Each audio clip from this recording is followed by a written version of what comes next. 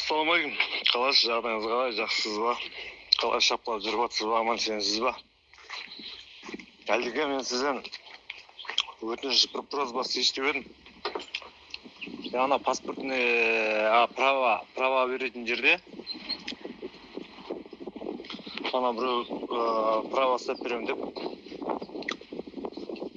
үш ағайыныма бір права істетемін деп, үш адамның ақшасын бердім, 1.100.000 теңге.